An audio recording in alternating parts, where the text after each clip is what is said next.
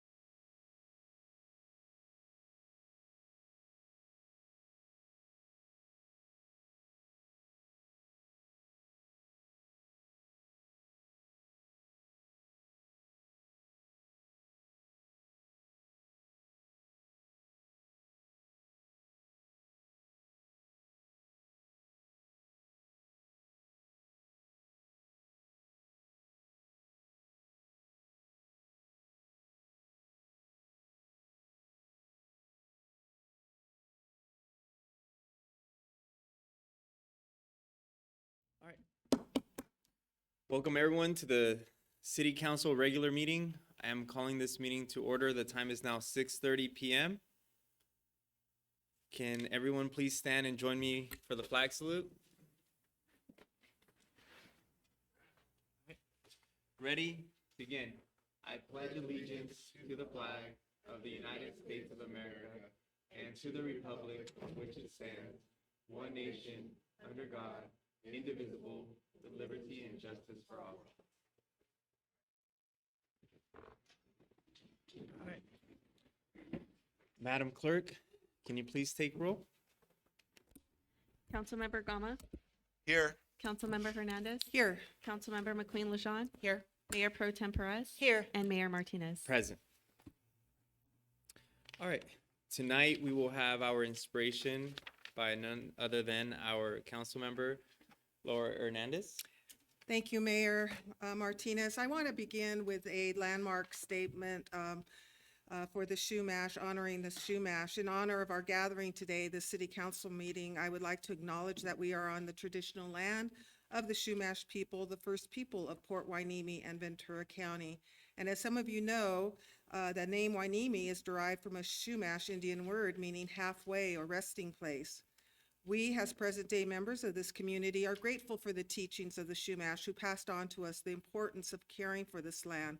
We, as elected officials and members of the community, have been called upon to be good stewards, and therefore we should always be mindful of our decisions and do what's best for the community and the land we live on. So with that, I wanted to talk about May. May 1st is today, and there are many reasons to celebrate the month of May and to recognize May 1st.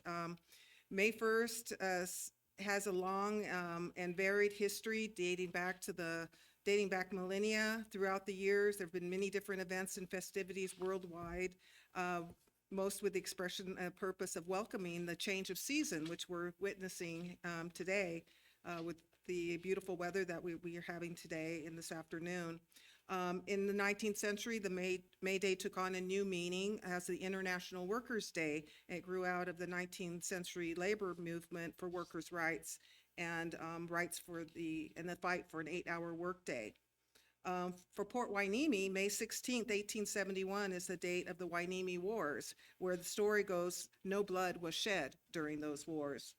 Another popular tradition of May Day involves the maypole. Some of you as young students during grammar school may remember doing the May Day dance to commemorate May Day.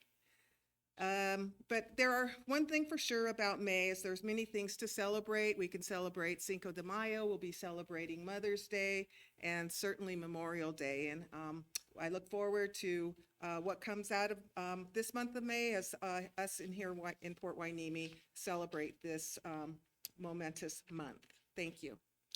Thank you, Councilmember Hernandez. Mr. City Attorney, can you please provide the closed session report? Absolutely, Mayor Martinez. There was no reportable action taken in closed session tonight. Okay, simple enough. We will now move on to public comments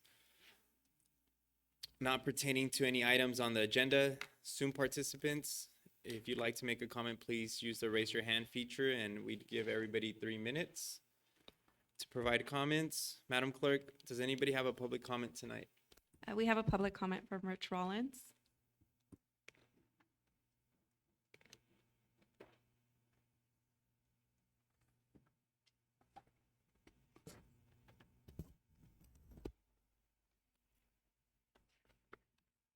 Good evening, everybody. I just wanted to request to get some information on status and various different projects.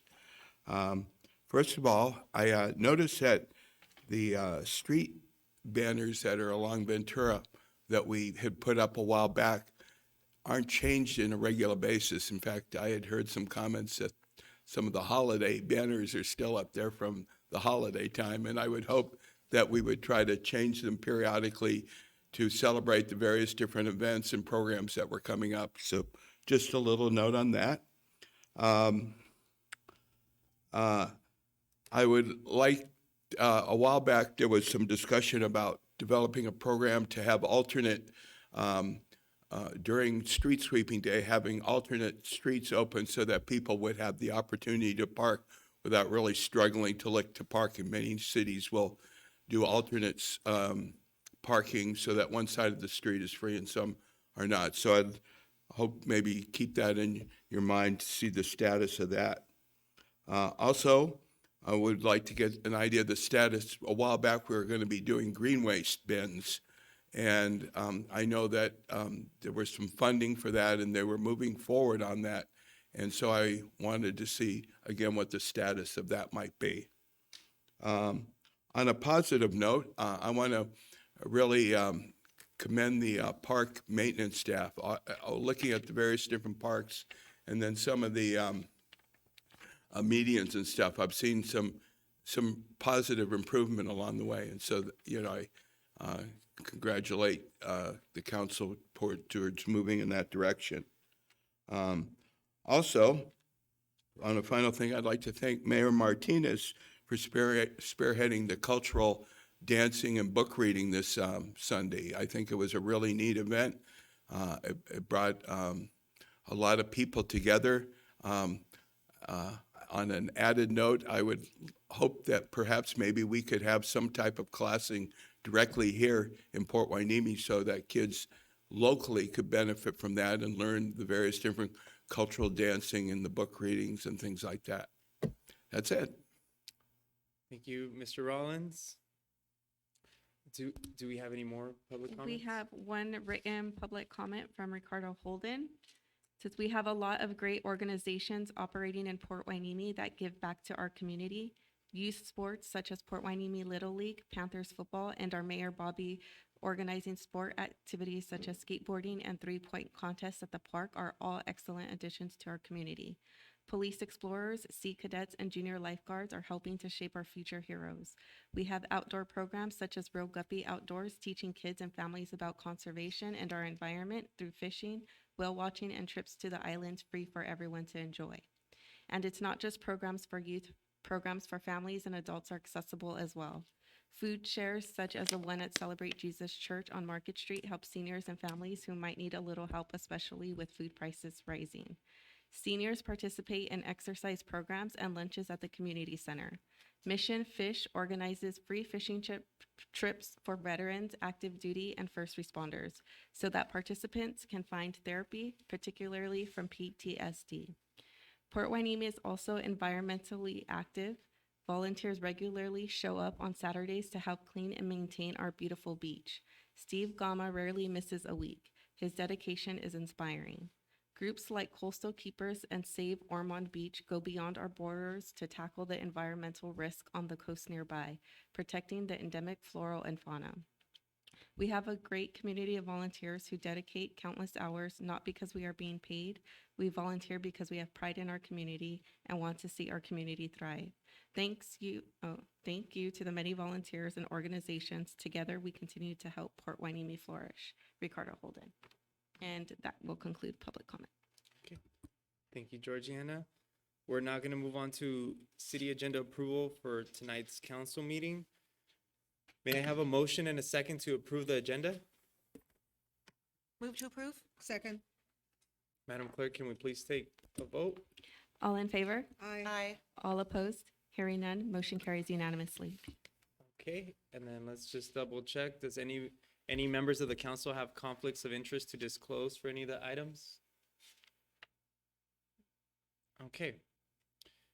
We will now recess the city council meeting and call to order the Housing Authority regular meeting. The time is now 6:39 p.m. We have with us today Member Robert Blackwell. Madam Clerk, can you please take roll? Member Blackwell? Member Gama? Here. Member Hernandez? Here. Member McQueen-Lejeune? Here. Vice Chair Misty Perez? Here. And Chair Bobby Martinez? Present. And the record reflects that Member Johnny Brown is absent. Okay. We will now hear public comments pertaining to items not on the Housing Authority agenda. Zoom participants, please use the raise your hand feature should you wish to comment. Madam Clerk, are there any public comments? No public comments. Okay. We will now consider items on the Housing Authority consent calendar, which will be enacted in one motion unless an authority member has a request to remove an item for discussion.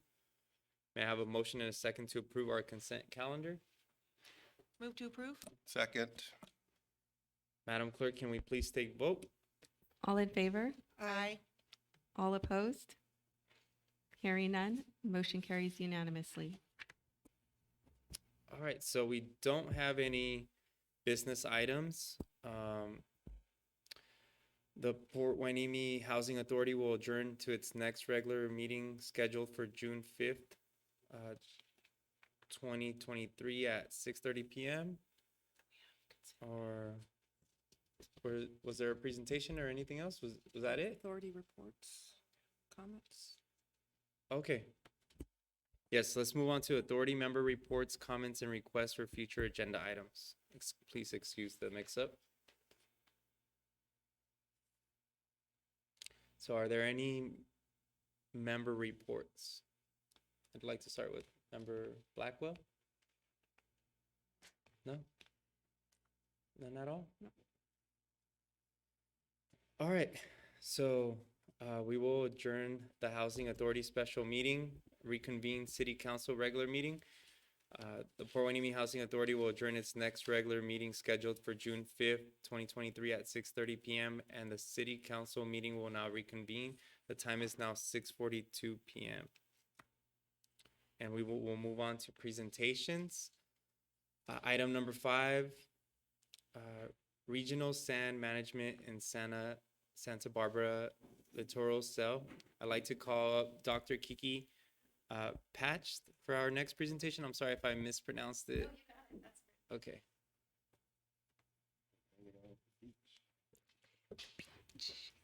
All right. Thank you for having me today. Do I get a 10-minute countdown on here? Excuse me? Does this go to 10 minutes for me? Oh, that's perfect. Okay. All right. Thank you for having me again. I'm Dr. Kiki Patch. I'm a professor at Cal State Channel Islands. I'm also the co-chair of the Science Advisory Committee for Beacon. So I'm here today to tell you a little bit about the regional sand management that will help preserve and protect your beaches. So I am a professor. I give very long lectures, but I'm going to keep it to about 10 minutes today. So if you have any questions, feel free to stop me at any time if you need further explanation. So you all are probably very familiar with your area, Port Hueneme. Does this have a zoomy? Oh, cool. I got it. So Port Hueneme is down here at the south of what we call the Santa Barbara Littoral Cell. A littoral cell essentially forms the framework for our understanding of all the sources, the sinks, and the transport of sand in a given system. Typically, it starts at a headland or something like that where sand isn't really getting around it, and it terminates at a submarine canyon where sand is lost basically forever in our human lifetimes to our beaches. So within this littoral cell in the Santa Barbara cell, it's 144 miles long, and it starts at the mouth of the Santa Maria River, and it travels dominantly to the south, where sand will essentially come out of the rivers, travel along the beaches under the influence of waves. If you've been out at the beach, the waves come in at an angle and then straight back down due to gravity. So that zigzag motion sets up this stream of sand. You can essentially think of it like a river of sand moving parallel to the coastline. So what happens here is sand travels along the coast from all of these areas. So you're getting sand from the streams and the cliffs, and then it gets caught up in Santa Barbara Harbor. We dredge it, we put it down coast, cruises down, gets into the Ventura Harbor, we dredge it, we move it down coast, it gets caught up in the Channel Islands sand trap, we dredge it, we bypass Port Hueneme, and we feed the beaches. So there you go, there you go. After that, it makes its way on down coast and is lost into the submarine canyon. Okay, there you go, there you go. So this is what that kind of looks like. This is a little schematic that UCSB developed, and you can see the sand kind of cruising along the coast. So the importance here is that maintaining sand on your beaches here in Port Hueneme is really going to be determined by what's happening for the 144 miles of coast that is north of you all. So this is why organizations like Beacon that are really trying to advocate for regional sand management is incredibly important, but incredibly important for Port Hueneme specifically, because again, you're at the end of a 144-mile-long cell, the longest one in California. And whatever is happening up in Santa Barbara, in Ventura, is going to affect your beaches here. So most of the sand on our beaches comes from rivers and streams, 70 to 90% of it. A little bit comes from the erosion of sea cliffs. That's reduced by the damming of the streams and the armoring of the sea cliffs. So this is what you could call kind of like a schematic of how the sand is traveling down the system, right? So mile 0 is the Santa Maria River mouth, and mile 144 is the Mugu Submarine Canyon. This is the volume of sand that's cruising along the coast. So you can see where you are around the Channel Islands of Port Hueneme Harbor. You have most of the sand in this whole system, which is awesome. But it also gets trapped in the Channel Islands Harbor. Again, we dredge it. Your beaches down coast of those harbors are 100% reliant on that dredging. So if you don't dredge that harbor, the beaches south of that do not have any natural supply of sand. So it's very important. One way we look at volumes of sand transport in this sort of literal cell is looking at historic dredge volumes.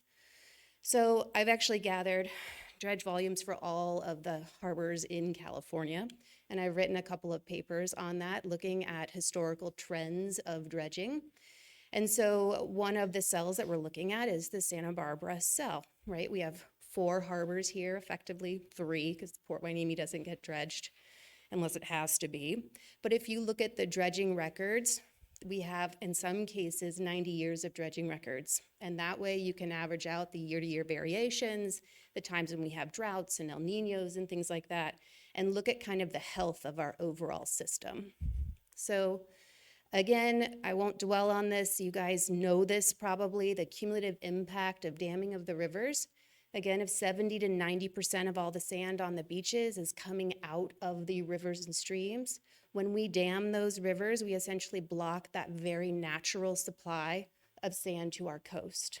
As we're looking forward, and we have the USGS reports that are saying 1/3 to 2/3 of our beaches will be gone by 2100, restoring our natural supply of sand is our first line of defense. So it is the easiest way to maintain sand on our beaches, get the natural flow of sand back to it. So again, if we look at the impoundment of rivers behind dams, again, this is where the sediment is coming from that is feeding our rivers. You can see the Santa Barbara cell, like right there in the middle, that big blob of red. That's the watershed that's being impounded behind the Matilaha Dam particularly. And again, you're like, why do we care? We're the city of Port Hueneme.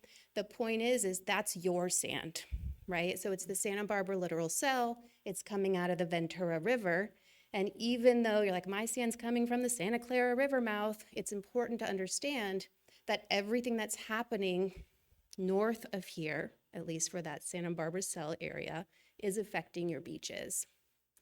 So if you're looking at the long-term health of your beaches, if your sand sources equal your sand sinks, your beaches are said to be in equilibrium. It's kind of like your checkbook. The same money coming in is going out, you're good to go. If you have less sand coming in than going out, and here going out means going down the submarine canyon, your beaches are going to experience long-term erosion. So in the case of, say, dredging of Channel Islands Harbor, when that harbor wasn't dredged, you're essentially removing that source of sand. So those beaches south of there become out of balance. And that's when we experienced that major erosion. I think it was 2015. And there were all kinds of problems because you really need to understand how that sand is moving. If you have more sources than sinks, your beaches will grow. And that very well could happen after all of these fires. We have a lot of sand in the system. We have a lot of debris basins getting material put on the beaches. All of that material is going to start coming down the coast. So again, it's important to keep an eye on what's happening at places like Carpinteria or Goleta, Santa Barbara, Ventura, because that gives you an idea of what's coming your way in the next couple of years. So with COVID, we got an idea of what the world would look like without our beaches, when our beaches were literally closed. And then we got a good beat on how people actually use the beaches.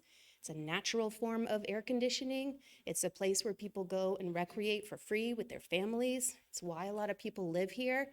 And more importantly, it's our first line of defense against sea level rise, right? So it's really important that we figure out how to keep sand on the beach. It's all about the sand. So with organizations like Beacon, trying to bring together all of the cities and counties, the managers, the planners, and now the scientists, they're doing a really great job of trying to make sure that the best available science is getting in the hands of the people who really need it to make these decisions. And really understanding that sand transport is the first step. So focusing on that sand is so essential. If you don't focus on the sand, especially in the next decade or so, we're going to be faced with some coastal hazards. We'll just put that nicely, coastal hazards that are going to be really challenging to deal with. And when we're dealing with sort of emergencies, that becomes a lot harder of a problem to quickly fix. So if we can have a little forethought and think about regional sand management, regional planning, planning with your sister cities to the north together, and everyone coming up with that plan together, that's really the way that you're going to be able to maintain your coastline. So again, I've been preaching this for 20 years or so. It's really hard. I know it's hard for regional sand management to be effective because all of the decisions are made at a city level or a county level. But in the Santa Barbara cell particularly, again, 144 miles of coast is a long way, but it really is especially important for Port Hueneme because again, you're at the southern end of it. So all of those decisions will affect you. I have a couple of papers out there which I'm happy to share. There are some strategies that we could look into in terms of could we trap the sand before it goes down the Port Hueneme or Hueneme Canyon and is lost forever? Could you reuse that sand somewhere? These are all strategies that might be beneficial to many of the areas in the Santa Barbara cell.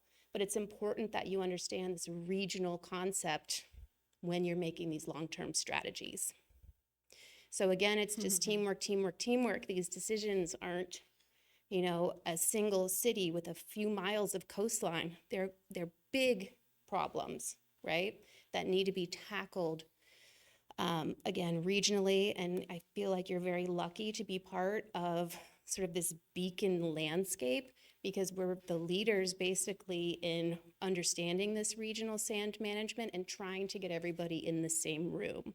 We're actually working with some areas in Sandag and some pilot projects to really show how this can work, right? How everyone can come together and really explain what's happening, fill the data gaps, get the best science in the hands of the people that need it. But it does take a team, and it does take some buy-in between all of the cities and counties. So part of what Beacon is doing is trying to come up with regional monitoring programs. I myself at Cal State Channel Islands, again, I study sand movement. So I go out and track things like the Ventura Harbor dredging. How much did they dredge? Where did it go? How fast does it move down the system? When will it get to Port Hueneme? When will it get into the Channel Islands Harbor, right? So all of these things I'm addressing myself. And it was my relationship with Mark Baylor that is like, oh, everybody should have this data. It's just sitting on my computer, right? So how do I get this in the hands of the people who really need it? And how do we build these interdisciplinary teams so that everyone can use this information? How can we monitor not just this one beach, but how do we develop a regional monitoring program, right? That will benefit everybody. So like I said, this is the city of Port Hueneme, but you definitely need to have your eye on what's happening north. So when they're placing all of this material in Carpinteria and they're placing it in Goleta after these big storms, that sediment is going to make its way down the coast. It may take a year or two, but you're going to see those big influxes of sediment as they're dredged out of the subsequent harbors and eventually make it down to yours. So again, conclusion, the Santa Barbara cell is one of the best studied littoral cells in California. It's the longest cell. It's a great pilot cell for all of these different kinds of projects. And you have the infrastructure here with Beacon and a lot of great scientists in this area to really give you the best available science to make your decisions. That's it. All right. Thank you for your presentation, Dr. Kiki Patch. Patch, you got it. Does anybody have any questions? Councilmember Hernandez? Yes. Thank you, Dr. Patch, for being here. It's always wonderful to hear from you, and your work is so appreciated. We're just so lucky to have you working out of Cal State Channel Islands, so thank you so much. One question I have, I've always been curious about, is this plan to dismantle Matilaha Dam. Yes. And I don't know the exact year it's planned for, but what kind of impact will that have on our sand You know, replenishment? that's a great question. So the Matilaha Dam blocks about 40% of the natural sand supply coming out of the Ventura River. So once that dam is removed, it will likely take a couple of heavy rains to get that sand moving again, but it's a fairly significant supplier, could be a supplier of sand to the area. So it's not like it's going to dump millions of cubic yards of sand, but restoring that natural sand supply, it's 40% of what's coming out of that river, which is 90% of what's on the beaches. So again, the biggest supplier of sand is the Santa Clara River, but the Ventura is the next largest supplier. So that will be great. I know I recommended that it come down in 2003 when I was a graduate student. It's now 2023, still there, right? The scissors are there, it's almost there. Yeah. But one day, hopefully we'll see it. Well, thank you so much. I look forward to hearing more from you. Yeah, thank you. And through Beacon. Yes, great, thank you. Councilmember Gama? Thank you, Mayor Martinez. Thank you for being a part of our scientific team. I just love it. And would you agree, like regional, yes, we're talking about the littoral cell, but each section in the cell has its own little realities. And so understanding the regional part is really important, but then also drilling down into your own specific area and understanding, is that? It's definitely important Yeah. because, I mean, basically you have these checkpoints at every harbor, but what's happening between that harbor and the next one, those beaches really operate in their own kind of ways because they're all angled differently and the waves are hitting them differently. So depending on that angle of wave approach, sand will move faster or slower, or if you have headlands, it'll get caught up, or if you have jetties or groins or things like that, it will all change that river of sand. So I think of Sir Isaac Newton, and for every action, there's a reaction, right? That's exactly So right. would the littoral cell be way better off with no harbors? Well, then I couldn't check the rate of transport, but you know, it is what it is. It is what it is. It is yeah. what it is. We've engineered some changes in the coastline before we really understood how sand moved. And what happens is you have to start engineering your way out of the problems that you engineered in the first place. Right. So theoretically, if we had no harbors, all the beaches would be natural, yes. But likely we would have developed houses all the way out on the beach and we'd still have a problem, right? Right. And so people are people and we need to deal with our choices. I noticed in one of your graphs, and I think it had to do with the El Nino, Mhm. but there was a large spike in the amount of sand that was deposited. And I imagine that was that El Nino year. It could have been, I don't know which graph, was it a dredging one? Yes, yes. So sometimes those big spikes, they could either be an El Nino year or sometimes there's deepening of the harbors, right? So sometimes they might go from like 20 feet to 35 feet and have this big, exciting sort of dredge event, or maybe they hadn't dredged it in a couple years, so there was more sand. Similar, you guys just had a really big dredge experience, so you're gonna get a pretty big spike for your next one. But the good thing about having those long dredge records is a lot of those year-to-year variations can kind of get muted out. So since being exposed to you and Beacon and learning over the last 4 years, I've kept an eye on the Santa Clara River, Yeah. particularly in the drought, and realizing that, man, that, the trees are getting really big. And then this big rainstorm comes this year, the trees are all washed out on the All beach. washed out. And what I notice is it looks like maybe 4 to 6 feet of sediment has been washed down the river, right? So much. Yeah, and so do you have any idea how much more sand was deposited outside of the sand? And do you have any way to measure it and make an estimate? I wish I did. I've been talking with Dan Hoover, who is the USGS guy who goes out there with the jet skis to, monitor the sand out there. And we're tossing around some numbers, but they think that these big flood events for the Santa Clara actually deposit a lot of sand offshore and then feed the system for the next decade. And so likely that last big one, I think it was 1969, that fed the beaches for years and years and years. So it could be these huge flood events that we get that are part of the natural process of how these beaches are maintained. It's fascinating. And with the kelp forest being displaced and not as bountiful as they were when I was growing up, is that also another factor with That's sediment? also another factor, because if you think about it, the kelp forest serves to sort of dampen the wave energy as it comes in. And when wave energy is dampened, it can't pick up as much sand and move it. So without that kelp, you're getting stronger waves hitting the coastline, and it might even change the angle of wave approach a little bit. And that's going to allow those waves and that longshore current to transport more sand. Right, because I remember when I was young, there was kelp like all the way to Everywhere. Santa Barbara, everywhere. Yep. I know the surfers complained, but and just a plug for Beacon. Beacon has a project, a kelp restoration projects going on, and kelp releases more oxygen than any tree. My final Yes. question is, so it's kind of like you're doomed if you do and doomed if you don't. So down at Point Magoo, with how our sand marches down to Point Magoo and then it zooms into that submarine canyon, and Yep. over my lifetime, Point Magoo has had serious hardening of that area because of the loss of sand and the Calegas Creek connection and all that. So my question is if they were to build a harbor there to trap the sand like Channel Islands Harbor, Yeah. that would be a good thing for them.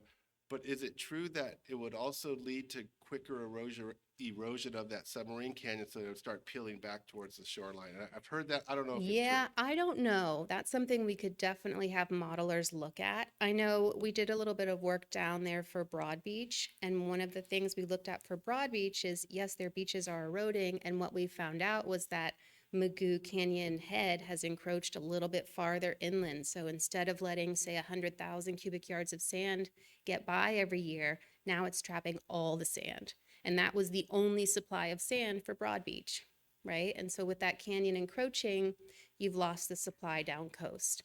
And that's what led to that 40,000 truck Oh. purchase of sand from Moore Park, which, did that ever happen? That never happened. They And were it's not going to gonna barge it happen? in from British Columbia at one point. It's been, I think they're still trying to do it somehow, but I think it's been 6 years. They've been trying to get a permit for that beach nourishment. Right, so thank you so much. Super Yeah, interesting. no problem. I Mayor will Pro be at the Sand Summit, Beacon Sand Summit, May 11th. I'll be talking there as well. Yeah, a lot of things. Thank you. Oh, excuse me. I was just going to say, I don't have a question, it's just a comment. This is a subject that I don't know a lot about, so I appreciate you. I don't want to insult by saying dumbing it down, but you explained it to where I understand. I get it every time there's a presentation, and I thank you for explaining that to where I understand what's going on. Good, I'm very glad. I want to thank you for the presentation, but I also have a question. Is there anything we can do to, like, say, cover up the canyon so the water doesn't, I mean, the sand doesn't fall into the canyon? You Can know, we build anything on top of it? it's Is it too expensive? Is it more affordable to just dredge? I think it's more, the way to think about it is you want to trap the sand before it gets to the canyon. And so if there is something that we could engineer in a way that we could trap it, and then almost like the Channel Islands Harbor, how it's built with a sand trap in mind to actually collect that sand that's moving down the system and store it till you need it, and then go move it where it needs to go. So that's something we have proposed. We met with the Coastal Sediment Management Work Group, my colleague Gary Griggs and I, and said, all the sand is leaving the system. Sand is so, so important. And through the Army Corps of Engineers and the people on the meeting, they basically said, like, that's a wonderful idea, but who's going to do that? Who's in charge of the land right there where we could build something like a groin? And these are the questions that we need to address regionally, right? Because no one really has ownership of that area. So there's not really a cap you could put on it, but you could definitely trap it before it gets there. Okay. Good Right. question. Thank you very much. Yeah, thank you. It's yours. All right. We're now going to move on to our sixth presentation, and I'm going to hand it over to Mayor Pro Tem Perez for the proclamation. Thank you. So as everyone is aware, this is Mental Health Awareness Month, which is near and dear to my heart and something that we should all be thinking about as a community and not just for May. And I will read the proclamation that was given to us by the City of Port Hueneme. So Mental Health Awareness Month, May 2023, whereas there is a proven connection between good mental health and overall personal health, and whereas, according to the World Health Organization, over 450 million people suffer from a mental illness. And whereas suicide is the 10th leading cause of death in the United States and the second leading cause of death for people ages 10 to 34, and 90% of people who die by suicide have an underlying mental illness. And whereas only 1 out of 2 people with a serious form of mental illness seeks treatment for his or her mental illness. And whereas good mental health is critical to the well-being of our families, communities, schools, and businesses. And whereas public education and civic activities can encourage mental health and help improve the lives of individuals and families affected by mental illness. And whereas people with mental illness recover if given the necessary services and support in their communities. And whereas every citizen and community can make a difference in helping end the silence and stigma that for too long have surrounded mental illness and discouraged people from getting help. And whereas the City of Port Hueneme Police Department, and agencies throughout Ventura County will strive for community awareness and education by taking part in various events throughout the month of May, including NAMI Walks Ventura County, placing green ribbons on their agency vehicles and throughout the city in an expression of commitment to connect with our community, to create awareness and support those dealing with mental health issues. Now therefore be it proclaimed that the City Council of the City of Port Hueneme hereby recognizes and proclaims the month of May 2023 as Mental Health Awareness Month. We call upon an increase in public understanding of the importance of mental health and to promote identification and treatment of mental illness. Thank you, Mayor Pro Tem Perez, and for also being an advocate of mental health awareness. Thank you very much. We're now going to move on to the 7th item, the 54th Annual Municipal Clerks Week Proclamation. April 30th through May 6th is the 54th Annual Professional Municipal Clerks Week. So I'd like to take the time to thank and recognize our City Clerk, Georgiana Alvarez. Thank you so much. And also, just want to mention that the council, through Councilmember Hernandez and Councilmember Gama, got you some flowers and the tulips. So we just wanted to say thank you. Thank you. They are gorgeous and beautiful. I appreciate it so much. I was hoping we could get a picture together, all of us with Georgiana. Yes, let's get a picture, but let's go ahead and read the proclamation first. So Councilmember Gama, can you go ahead and read the proclamation? Yes, we're going to add another day to May because April 30th to May 6th is Professional Municipal Clerks Week. Whereas the Office of the Professional Municipal Clerk, a time-honored and vital part of local government, exists throughout the world, and whereas the Office of the Professional Municipal Clerk is the oldest among public servants, and whereas the Office of Professional Municipal Clerk provides the professional links between the citizens, the local governing bodies and agencies of government at other levels, and whereas professional municipal clerks have pledged to be ever mindful of their neutrality and impartiality, rendering equal service to all. Whereas the professional municipal clerk serves as the information center on functions of local government and community, whereas professional municipal clerks continually strive to improve the administration of the affairs of the office of the professional municipal clerk through participation in education programs, seminars, workshops, and the annual meetings of their state, provincial, county, and international professional organizations. Whereas it is most appropriate that we recognize the accomplishments of the office of the professional municipal clerk. Now, therefore, be it proclaimed that the City Council of the City of Port Hueneme does hereby recognize the week of April 30th through May 6th, 2023 as Professional Municipal Clerks Week, and further extends appreciation to our professional municipal clerk, Georgiana Alvarez, and to all professional municipal clerks for the vital services they perform and their exemplary exemplary dedication to the communities they represent. Thank you so much for serving us. And I absolutely love tulips, and tulips bloom in the springtime, and tulips bring to mind renewal, continued service. And so when those bulbs are finished blooming this year, I hope you take them home and plant them. And I hope for many, many, many, many years to come that those bulbs still keep blooming in your office, because we anticipate you're going to be with us for a very long time. Thank you so much for your service. All right, let's go take that photo, that picture.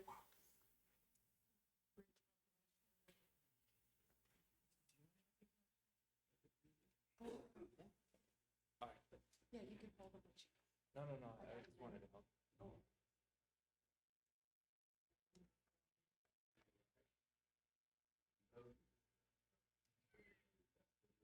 You have to get in the middle.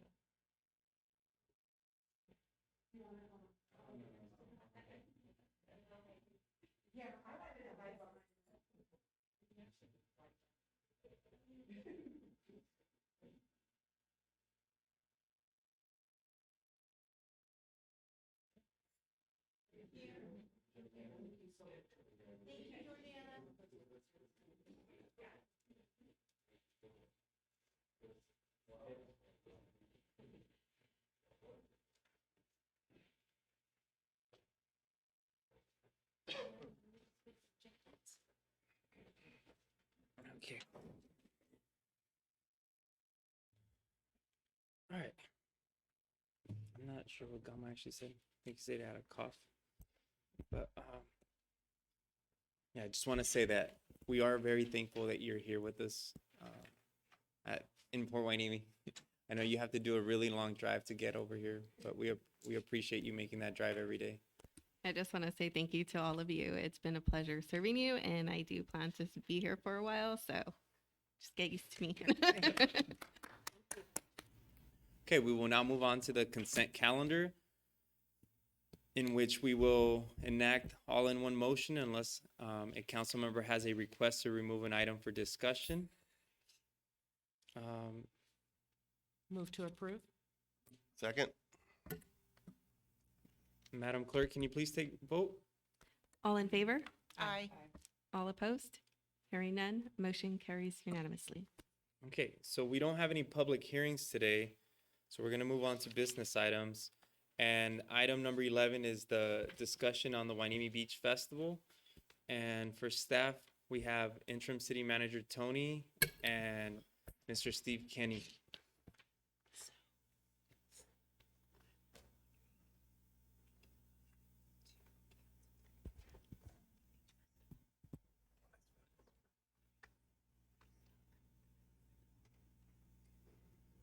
Can you go ahead and mention what you just said? So I wanted to recommend, so that to save time from him having to go through everything, to recommend canceling the beach festival as it is currently scheduled and modifying it for a smaller version, similar to the 75th.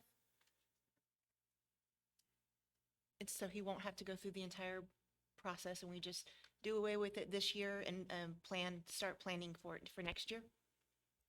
I still want to hear the presentation, though. Sure, I'd like to hear the presentation. Yeah, no, I think we all should have a discussion as well. I'll second that, and then we can discuss it with. And Mr. Mayor, I just also like to note that we do have the public comments on this item. Yes, okay, true. So let's go ahead and present the report.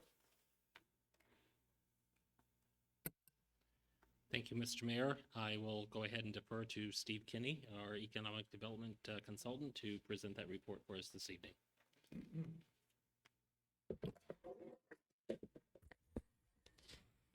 Thank you, Mayor. Council members, good evening. I'm Steve Kenny with Reach. From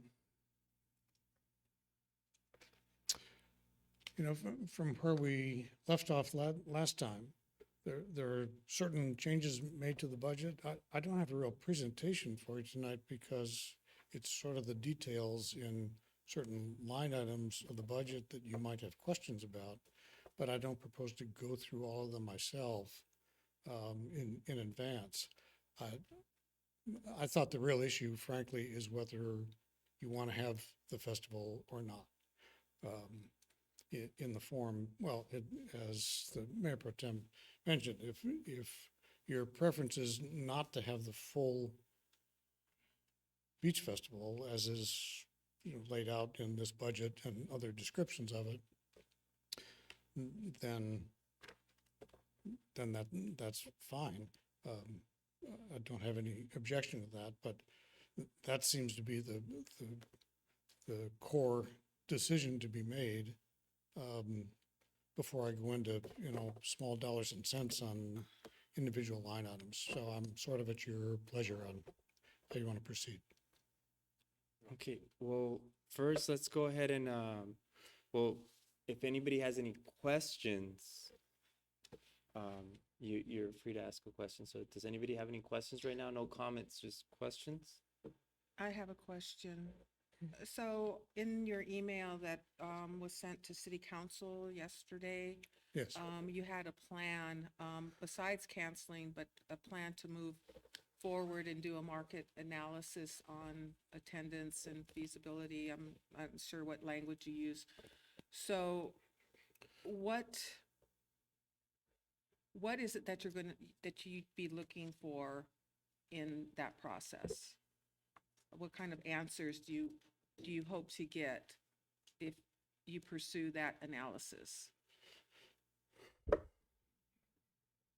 Well, it just seems conceptually to me that rather than relying on someone's or some group's best guess, frankly, we'll call it an estimate because that sounds more scientific, but rather than relying on that source, if there's time to approach the whole issue more methodically and empirically, it's possible to do sample surveys in the community and sort of test the market, almost as if it were a commodity that we were asking about, but to get the reaction from the residents of our community. If the festival were held in such a fashion, is it something that you'd be willing to pay $2 for, $5 for, $10 for, no dollars for? Those are in much more scientific fashion, that would be the gist of the inquiry. And then with the statistics that come back from that sort of survey, it gives you a much more connected sense of how the community as a whole really feels about the issue. Okay, so with that in mind, does REACH actually, because I'm concerned that you're going to be missing an audience by surveying just our residents, since many people come from outside the county, outside the city to the festival. Does REACH actually have records showing the makeup of where people are coming from who attend the beach festival, historical records that would help in that analysis? No, I'm afraid not.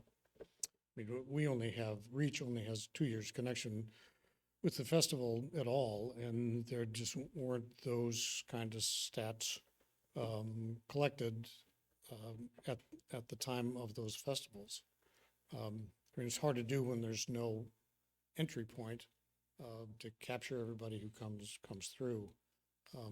So we really don't have numbers to attach to how many locals versus how many county. But you do have attendance records? The police department made an estimate of attendance in the last 2 years. I can't speak for 2004 through 2015 or whatever those years were. There are city files for each of those years embedded in the city system somewhere. Okay. All right, thank you. Does anyone else have a question? Okay, I do have a question. So, would REACH be okay with us, let's just say, because the problem for me was the fact that if the festival doesn't generate enough money, then the city would be the one having to pay the money. That's where I had a problem with it. Would Reach be okay with having to take on that cost if it doesn't make any money? No, but that's not in our DNA. It's not in our financial makeup. No one joined the board of Reach with any sort of expectation or understanding that they would take on that sort of fiscal responsibility. Okay. All right. Thank you, Mr. Steve Kenny. Georgiana, can you please read the public comments regarding this item? Okay, I can read them, and then after, we do have a public comment from Rich Rollins also. Okay. The first public comment is from Ricardo Holden. It says, what is the primary purpose of the Beach Festival? For years, the Beach Festival has been a free event that our community looks forward to, while participation helps strengthen civic pride. From what is being presented, it appears the Beach Festival will be similar to previous years, offering the same activities. I don't see anything additional, such as better entertainment or unique ideas that would justify charging an admission, nor does charging a fee comply with Reach's mission statement on their website. Reach's mission is to financially support and encourage civic events and activities which contribute to a richer quality of life for Port Hueneme residents. It seems contradictory to the mission statement to charge the community to participate in an event that contributes to the quality of life. I understand that Reach intends to use the Beach Festival as a fundraiser. I suggest that Reach organize an alternate event for their fundraising purposes, and we continue offering the Beach Festival for free to our community. Reach's own board members are not in agreement over charging a fee. Rich Rollins spoke up in opposition to charging an admission fee at the last city council meeting. History tends to repeat itself. For example, last year, Steve Kenny pursued the council to put a name change on the ballot and told the council our community was in favor of changing the name. Even though a name change measure had failed previously, our council followed Steve's recommendation. Boy, was Steve inaccurate. For the second time, the measure failed, and failed by an even larger margin. Our city already attempted to charge an admission to the Beach Festival years ago. If I recall, it was $5. That year, attendance dropped drastically. Not only did the festival lose money, an opportunity for the community to come together was unsuccessful. Now, Steve and Reach are predicting that admission fees will generate revenue for Reach. The budget for this year accounts for attendance to drop due to charging an admission fee. However, concession sales are projected to increase. Concession sales last year were the biggest income area for the festival, bringing in over $74,500. This year, with the decline in attendance being projected, the budget suggests $77,500 in concession sales. Maybe Steve can explain, as it really doesn't make sense. The budget has a lot of areas where cuts could be made. However, in the previous two council meetings, nothing has been reworked. Some of the expenses are excessive and unnecessary. If the city is going to support the festival, I would hope that everyone in our community can participate.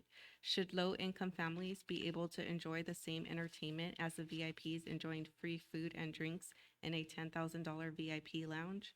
I ask you, what is the purpose of the Beach Festival? Is the festival truly a benefit for everyone in our community, or is the festival a benefit for Reach at the expense of our community? Ricardo Holden. The next public comment is from Renee Ramirez. I have lived in Port Hueneme for 32 years. All three of my daughters were born and raised, and now today even own a business in Hueneme. I don't get why the city is trying to charge the community for Hueneme Beach Festival when we have so many marijuana dispensaries in Port Hueneme paying so much money to the city. I know offhand because I have talked to one of the owners about how much they have to pay. Since the dispensaries have come to Hueneme, we have not seen very many improvements with all the extra money we have coming through. As long-term residents, we look forward to Family Day at these events. To pay $10 is totally not worth it. The last few years haven't even been that impressive to charge so much. I now have a grandson that I look forward to taking him to Hueneme Beach Festivals and Banana Festival. Renee Ramirez. And now we can call up Rich Rollins.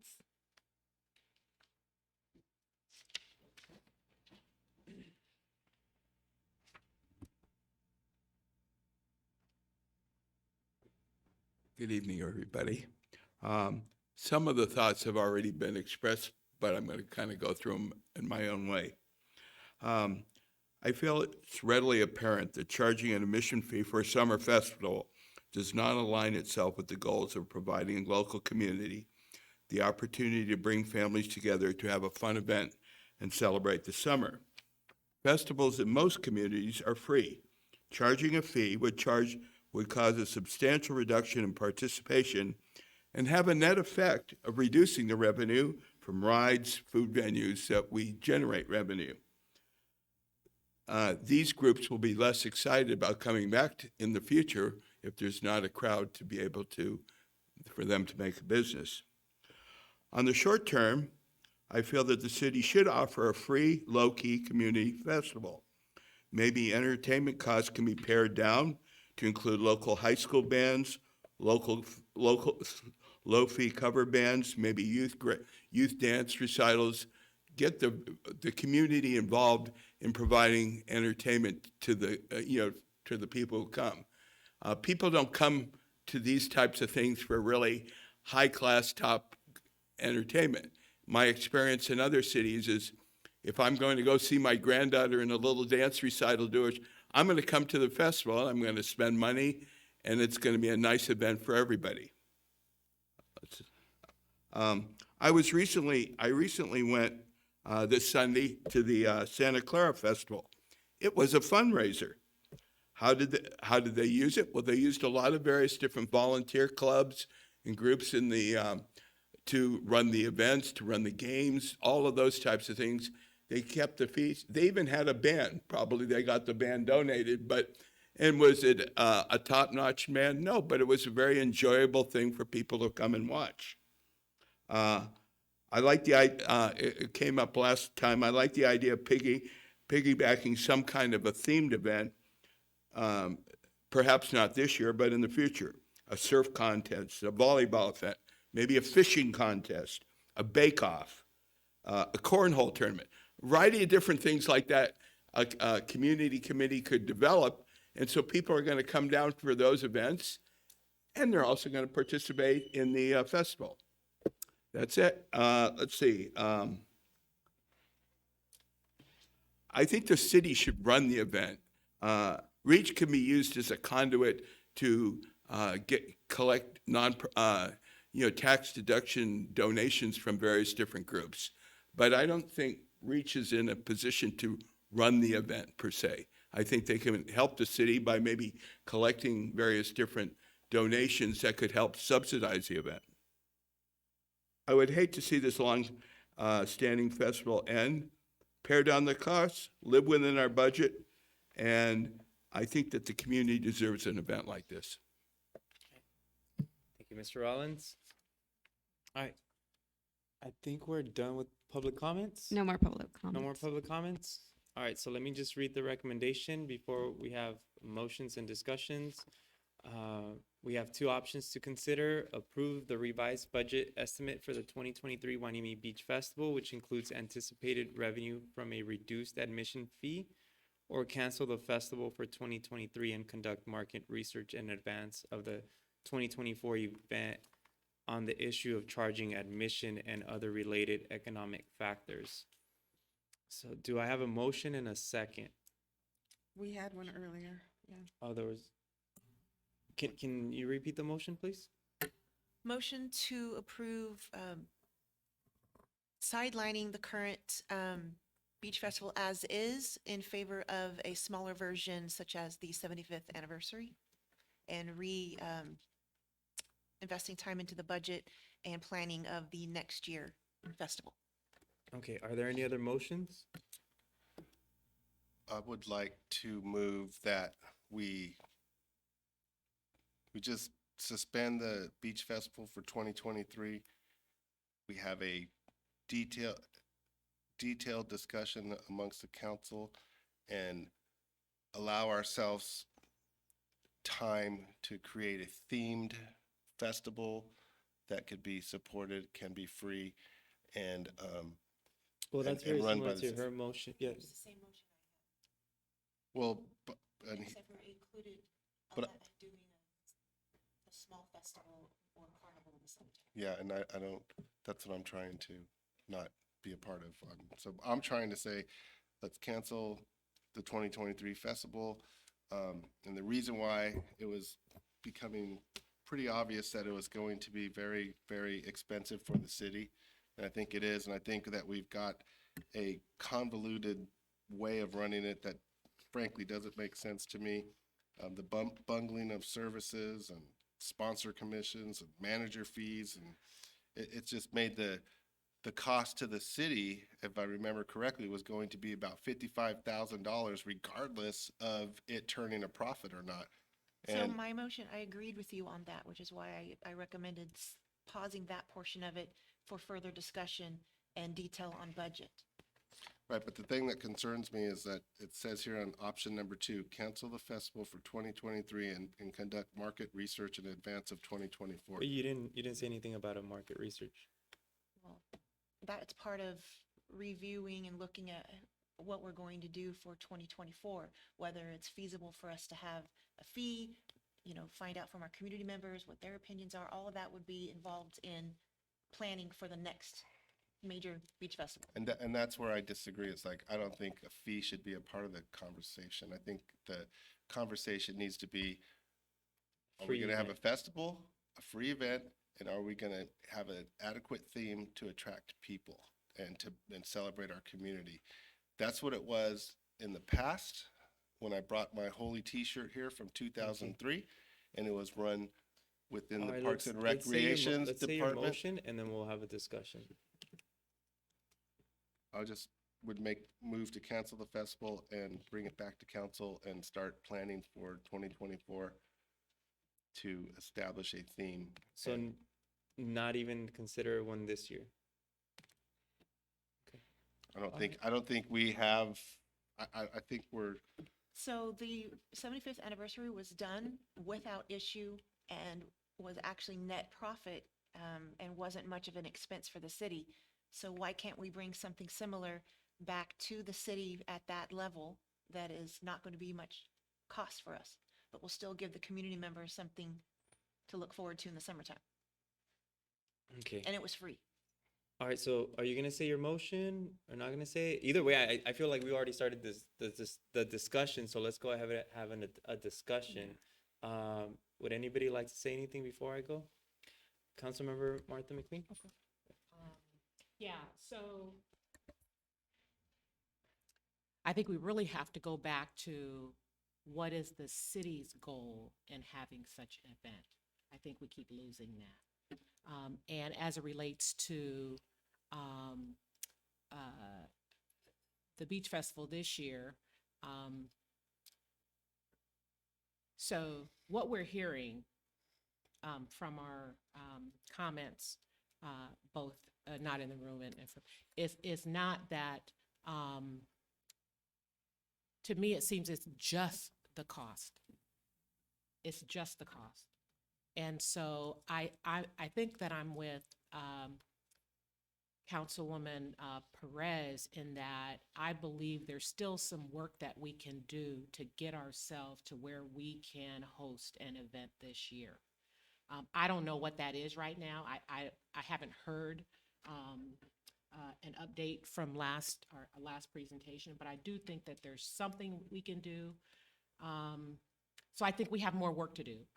I don't think we should just say today, let's not have an event, let's move to 2024. I mean, we just had an event for the first time in a couple of years, if I wasn't on council, but, so did we just have our first beach festival last year? No, Oh, 2 the year years. before. 2 years. no, our beach festival's been going for a long time. No, but I'm talking during- about since Since COVID. COVID. Oh, yeah. Yeah, good me go. too. Yeah. So I think like charging a fee at the level we're talking now or canceling, I think the result in 2024 may be the same. So we really need to give that some thought as to. I agree. Councilmember Hernandez? That was my Yeah, I motion. have a couple of concerns. In my research, I went back and looked at the minutes from our February 2022 meeting and our December 2022 meeting, which asked Reach to deliver four types of events, 4 community events, 2 of which I believe have been completed. So what happens with that Which ones were direction? the two? The the 75th anniversary and the parade. Oh, that Um, was two separate? Well, it was combined. We got our parade and We we, didn't, yeah. we got our parade and we got the 75th anniversary in one event. Was that two, Mr. Kinney?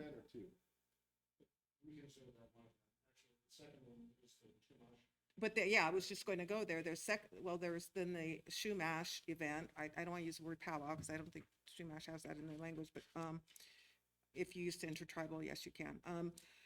Then the other one was the fireworks show. And the fireworks show, I understand, is being held by Channel Islands Harbor. So I don't know that we need, and I think that there was some discussion about doing the fireworks show. So I think we need to go back and see what we already committed to for this year. And maybe you can provide some clarification, and then I have some additional comments. Sure. The events that we brought to the council for discussion back in the fall were the 75th anniversary, a Chumash celebration event, a road running race in the winter time, and a food and arts Oh, okay. festival at some undetermined time. And of those four, only two were really blessed by you all. That was obviously the But- 75th and Chumash. Yeah, but there were also some, the race and the arts. I think those events were tied to Wainimi Beach Festival. There were some events that we directed be part, that in the days preceding Mhm. the Wainimi Beach Festival. That was the language in the report. So those weren't supposed to be separate events. They were supposed to be tied to the volleyball tournament, Like Wainimi Beach Days. yeah. I It was mean, supposed I to be know tied to that, Wainimi Beach Days. I know that was thrown around in conversation. I never took away a real directive that those events were to be part of the package of summer events there. So what is your understanding? Because the minutes were pretty clear from that meeting. From the meeting of, I believe it was, I sent you those two reports, staff reports. Do you have them by anybody have those? I didn't get a chance to print them Talking out. about February 2022 and December 2022. Yeah, February of last year, gosh. I sent you those two reports. Mhm, mhm. So the minutes spelled out what was agreed upon. And it was there were four events. So- Okay, I need to read the minutes, Okay. Okay. okay? All right. You said you had some other. And then I comments? had some other things. One of the things, I just finished a very successful fundraising event with the Ventura County Library Foundation.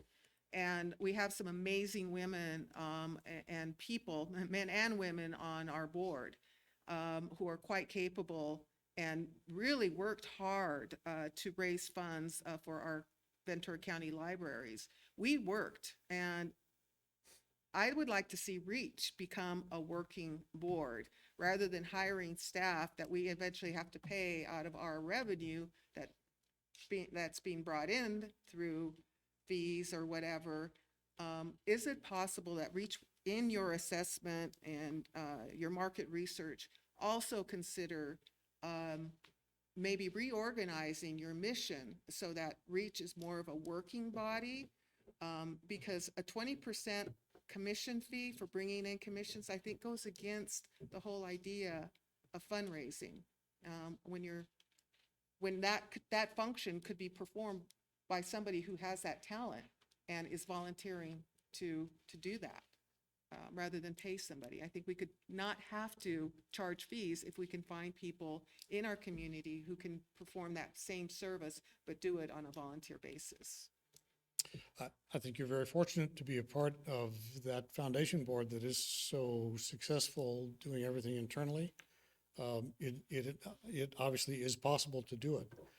It's a challenge to assemble the right talent and the right level of energy and drive on a board to accomplish that.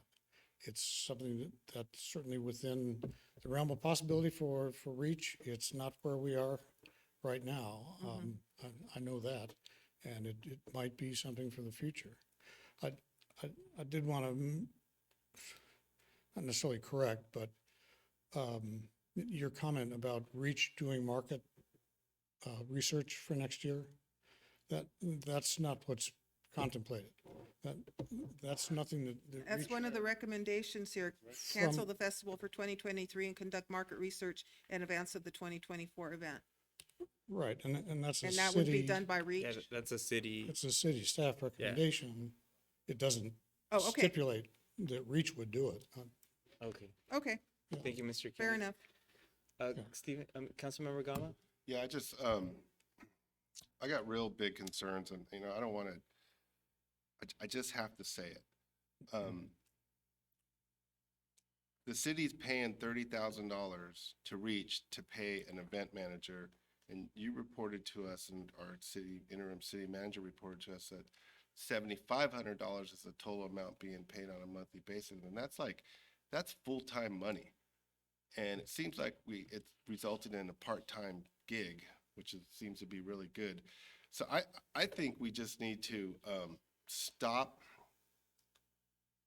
rethink this whole thing, and get back to the way that the city used to run it, and it did cost the city money, but the benefits are pretty good. At one point it cost the city $50,000. I think in 2021, when I was mayor, I think we lost $25,000, which again, if we look at it as losing, or we look at it, we spent $25,000 to bring 22,000 people to our beach community. Right. There's got to be value there. But without a theme, I really resonated what Luis Mendez said 2 weeks ago. It's like, look, you just have a beach festival. That's a location, but you need a theme. And we did talk about a surf contest, a volleyball contest, an art walk. We talked about all those things, but they never came to be.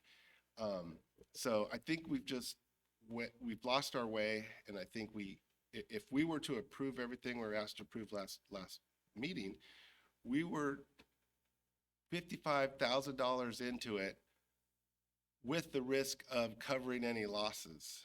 And that's where it's like, hey, we have a job to be fiscally responsible. And I just don't think moving forward is the right thing. I think we should, and we have big consuming projects of our staff in the next year, with Bubbling Springs being the #1 priority for the city. And so my notebook here, I crossed out everything but cancel the festival for 2023. And I think then begs the question is, are we going to continue to pay $3,000 a month to Reach to pay an event manager? And those events that we spoke of, they haven't been planned, they're not on the agenda, because Councilmember Hernandez is absolutely right. We identified 4 events that we wanted to pull off. And so, But I think we didn't fully approve all 4 of them. I think that's what happened, and I Yeah, think that's but what Mr. again, Kinney is referring to in my opinion, we're being irresponsible with by not selecting the. by spending money that we're not getting value for. And so I think, again, Alright. so Well, that's a different topic. So well, no, it's not, because if we cancel the festival, are we still paying $3,000 a month? yeah, Well, we 'cause have we're- other- yes, yeah.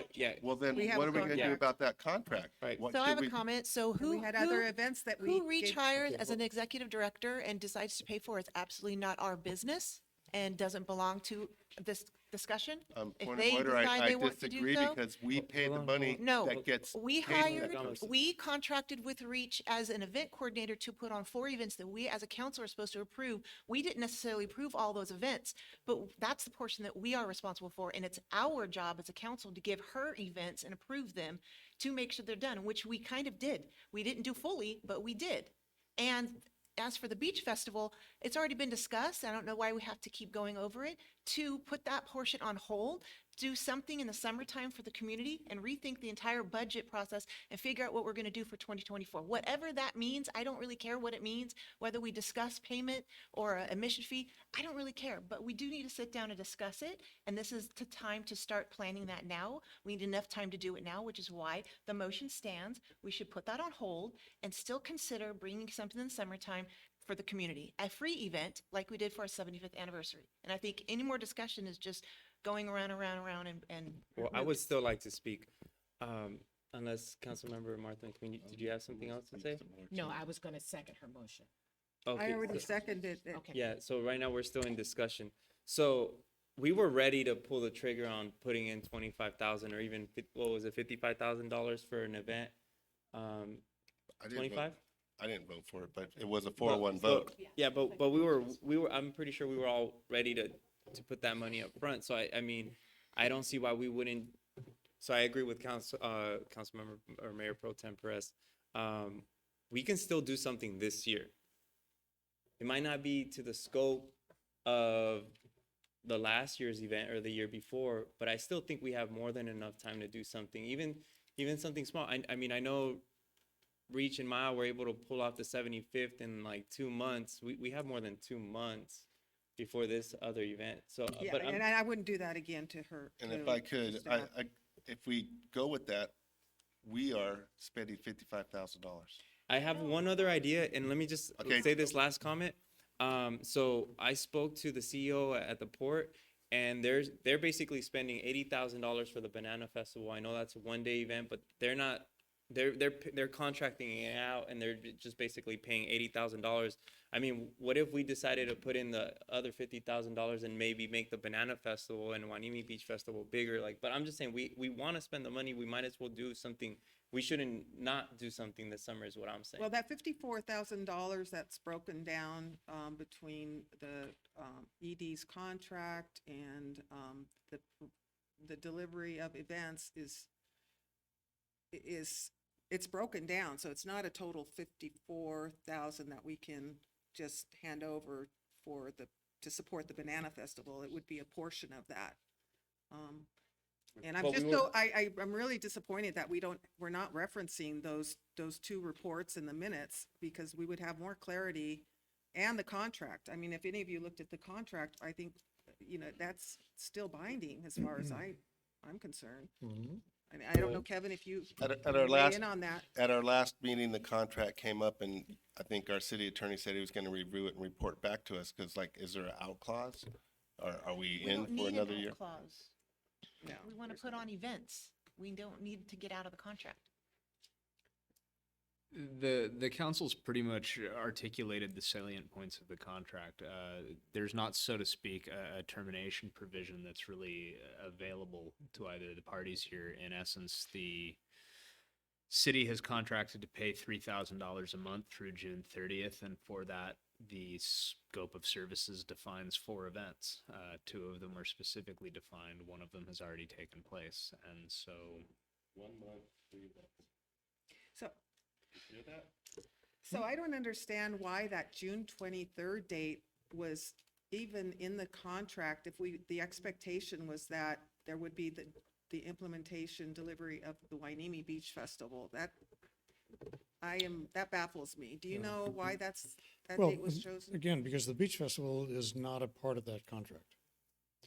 Yeah. The contract deals with the other special Yeah. events. The- And the reason June 30th was put into that contract was simply because it coincided with the end of the budget year. Okay. And the request of the council last year was to appropriate money for this budget year. I think everybody's subliminal expectation, if you will, was that, this time now, there would be a review of that contract for a renewal or extension and a new appropriation by the council for the next 12 months. But at the time, that was the time period that was authorized. All right, well, is there any discussion that needs to be taking place? If not, I'm gonna suggest that we go ahead and vote. Okay, just for clarification, can you repeat the motion?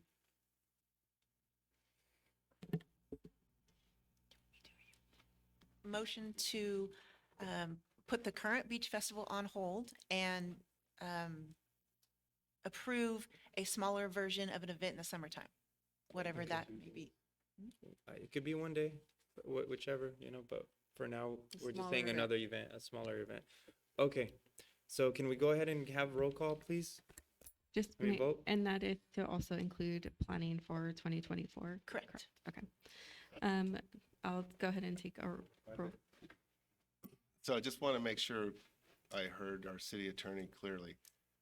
the contract that's going to end June 30th, 2023 asked for 4 events and we've only had 1. Is that true? I'm looking at the scope of work right now, and it says REACH is required to plan, coordinate, and execute 4 large-scale events per year. Such events will be designed to appeal to the entire Winnie community and audiences beyond the city's boundaries. The list of community events will be dictated by the city and communicated to REACH by the city manager or his designee. The following events are known, and planning and coordination efforts may being upon execution of the agreement. Winnie at 75. And then the second one was Winnie Beach Days. These are a series of events leading up to the annual Winnie Beach Festival. Such events include but are not limited to surfing competition, volleyball tournament, pickleball tournament, art exhibitions. In exchange for these services, REACH shall bill the city $3,000 monthly. So Winnie Beach Days appears to be a series of events that will culminate in Winnie Beach Festival. Winnie Beach Festival itself does not appear to be specifically contemplated in the scope of services. Right, and But that's, just that's the problem I have right now is because none of those things are happening and we have a contract and it's got it's Well, got not 60 yet. days They can left. still happen even after the date, right? It's got Yes, they 60. can. days. Yeah, okay, then there's, We, No, as a the- council, decided which events we wanted to have. We told them, and the year has not happened yet. There's 60 days left in the year, so let's just be honest. All right, you guys. I suggest we take a vote now. Councilmember Gama, No. Councilmember McQueen Lejeune, Yes. Councilmember Hernandez. Yes. Mayor Pro Tem Perez. Yes. Mayor Martinez. Yes. Motion passes 4-1. Councilmember Gama voting no. All right, we are now going to move on to item number 12, purchase of 140 West Pleasant Valley Road. Will staff please present the report? Good evening again, and once again, I will defer this to Steve Kinney for a presentation this evening. This one being a little bit more formal, I think, in nature. Thank you. Good evening, Mayor, Council. I'm Steve Kenny, not with REACH. Has nothing to do with this item. Thank you. We have talked before in closed session about the property that's under discussion tonight. I want to review it with you tonight and let you know that there is a contract available that's been signed by the seller and it is awaiting your approval tonight. This property is located at 140 Pleasant Valley Road. That's at least up on that screen, it's a little hard to read. I hope your version is easier. It's a Google Earth shot of the vicinity, which is Pleasant Valley Road on the north, the San Pedro Street and the Navy Base on the west, Panoma Street on the east, and C Street on the south. The subject property, that is 140 Pleasant Valley Road, is outlined in yellow. Immediately to the left and right of it are 2 lots outlined in red. Those are both currently city-owned and vacant. You'll recognize in the lower left, the blue outlined lot. That's the property the city just sold to Habitat within the last few years, and the Habitat has built its current development on. So that's the vicinity. The site in question, it's approximately 14,000 square feet. The 2 city lots are on either side. It used to be a gas station many years ago. More recently, it's been an auto repair yard, and it's been a fairly unsightly operation kind of over the years. But it has started to transform as a result of the sellers cleanup in anticipation of the sale tonight. I guess our concern all along has been with that history of past uses there, whether there were any environmental hazards that the city needed to be concerned about. That was handled through the terms of the agreement by simply requiring the seller to deliver a clean site And that clean site, as defined by the analysis done through both a Phase 1 and a Phase 2 environmental survey of the site. Both of those have been completed, and they indicate no additional remedial action is needed. So that's the basis on which the seller will convey the site to us. The purchase price is $750,000. Those funds are available now in the Development Trust Fund. When combined with the property that we already own, the entire site will comprise 2/3 of an acre. And now, finally, that gives us a site that's actually capable of supporting a new development. And so the entire motivation here, frankly, is to use this this site as the bridge site to link the two properties that we already own and get some value out of those two little properties that have just been sitting there for years, not really benefiting us or anybody. But when those two little properties are now made a part of this larger site with our purchase, now all of a sudden, 2/3 of an acre becomes something of value, something that we can market, something that we can offer for an affordable housing project. It's got retail potential as well because of the mixed-use zoning that pertains to the site. And we incidentally will create value for our own property because the value was so depressed when they were basically unusable, but as a part of a marketable site, that value virtually doubles. So in terms of book value, city's made about $350,000 on its current assets to apply toward this whole transaction. And that's the essence of the presentation to you. I was going to go back to that, just to that photo of the site, just if there are questions, but Okay. I may not be Do able any to. council members have accomplish that. questions? No questions? I'd like to make a motion to approve option number. Well, I still one. have a question. So, Oh, okay. were there any environmental factors that we should be aware of? Potential hazards? I'm not sure if I might have misheard or not heard. Those were examined through both the Phase 1 and Phase 2 studies. And the conclusions of those studies were that there is no resident environmental hazard there that would present a problem for the city in its ownership. Okay. Thank you, Mr. Kenny. Are there any other questions? City Clerk, are there any public comments? No public comments. All right, the recommendation is to approve and authorize the city manager to execute a purchase and sale agreement with the Larry Mendy Exemption Trust for the city's purchase of property located at 140 West Pleasant Valley Road for a purchase price of $750,000 and appropriate $750,000 from the capital land account 001-1903-61970-01. May I have a motion and a second? So moved. Second? Okay, does anybody want to discuss? No, No? it's good Okay, news. Madam Clerk, can you please take vote? All in favor? Aye. Aye. All opposed? Hearing none, motion passes unanimously. All right, so, Thank you all.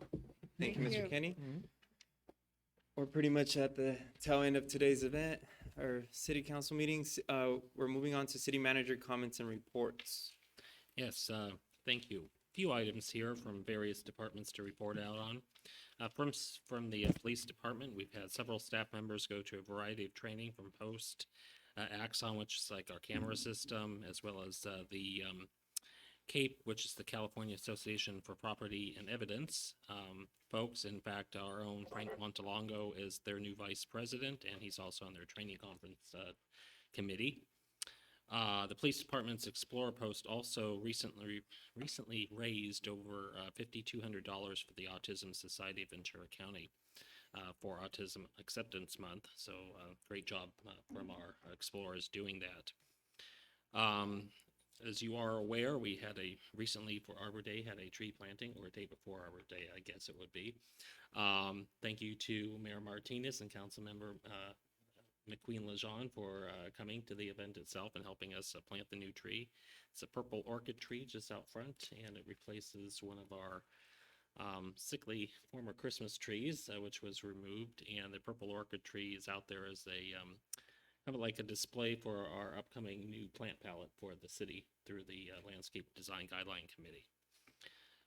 We also, last weekend, the Ventura County Reading Association hosted a Young Authors Fair and Family Literacy Celebration. The community center was the host of that. Our creation department had a crafts booth there. They had over 300 attendees, which is great. And so the library and the association are interested in hosting it again next year at the same location. Public Works, the director recruitment has closed, and HR is processing the applications at this point.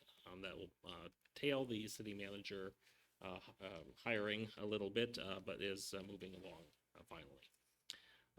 Happy to report we do look like we have a balanced budget that will be coming to you on May 22nd for our workshop, and finance is prepping for that. At the same time, they're also getting ready to actually roll out the finance module of the new Tyler system, and that'll be coming this month as well.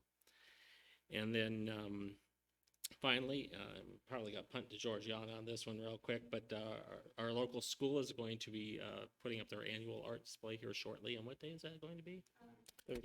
It is going to be actually this Thursday. Awesome. Yeah, That's so great. Our before the next next council meeting, sorry, we'll have it. Yeah, great. So our next meeting, when everybody comes in, place should be slathered in artwork. Oh, So nice. anyways, so that's all I had for you. Thank you. Nice. We're gonna move on to council member reports and comments. Any questions? Can we, questions for city manager? You can ask one question. So we heard the status on the Public Works Director. What do you have for us on the Chief of Police? It's going through the final stages of the process at this point. So I can't give a whole lot more detail to respect the privacy of the candidate, but it is moving forward in the last couple stages with our human resources folks. Okay. Okay. We have a time frame of a point? As soon as possible at this point. Okay. So yeah, All right. quickly, I hope. All right, council member McQueen Lejeune, any comments and reports? Yes, thank you, Mayor. For my meetings, my committee meetings this month, our air pollution meeting got canceled for this month. The Gold Coast Transit meeting is this Wednesday, so I'll be participating in that. And I have posted some of the rideshare information on social media in a couple of areas, and I've gotten people responding back to that. So doing my part. I'll be participating this Thursday in the RDP 21 monthly meeting, and I will do my first alternate service duty for the regional sanitation district for Councilwoman Hernandez in her absence. So looking forward to that. The VCTC meeting, Friday's meeting, got pushed back to next week to accommodate the SCAG General Assembly. So we may have some folks participating in that. And then I want to plug in again the Santa Paula Agricultural Museum that's tied to VCTC. That's the old train station, and it's now an agricultural museum. So be very nice to for our residents and our council members and staff to attend that if you can. And then in addition to that, VCTC or Santa Paula actually has the Sunburst rail bikes. And that's, you can actually, I think it's a 17-mile, 3.5-hour, two-seater. You're on the train tracks, and it'll take you through the different agricultural areas in Santa Paula and back. So I haven't done it yet, but that's something that I plan to do. I did get an opportunity to attend on last Wednesday the library-sponsored event, the children's songwriter Natalia.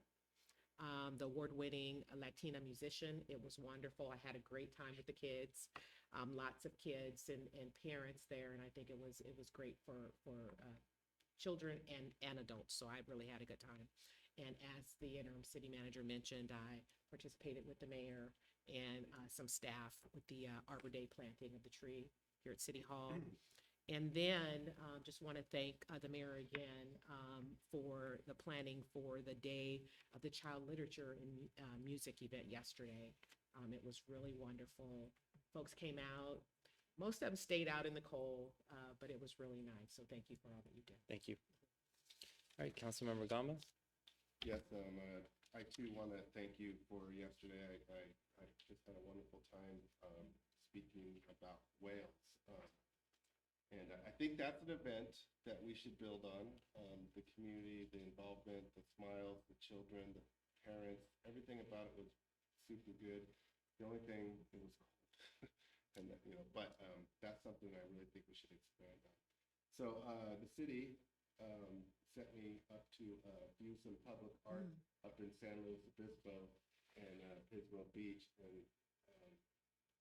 I'm just going to rip through this as I talk to you about what I learned. The city of San Luis Obispo has had a public art program for some time, and it went through some iterations. It started in community development. It ended up in recreation, and then it went back to community development. And then they did some really cool things where they said to people that are coming to the city that want to apply a business, they charge a 1% fee for public art. And so they're taking sides of buildings are getting public art, boxes are getting public art. Now this is Pismo Beach, they're known for the Pismo clam, so there you go, you have a Pismo clam. Gray whale, super important. It's kind of interesting. When we got there, we saw a bunch of whales. Even the police are into it. So what I've learned is that this public art program is taking on its own ideal. So like a business comes into town and it sees all this public art and it says, I want to do that. I want to put this on my window in my business. And so now business are getting into it. They have schools getting into it by doing projects. This is the Madonna one, of course. Seven Sisters are volcanic things in San Francisco, Tomorrow Bay Rock. So the whole town is very much involved in public art, and school children, high school kids, local artists, professional artists, taking sides of buildings and making them nice. Even stick figure art, which I don't know, maybe that was an 8th grader, but the whole interesting thing about it is it takes a life of its own.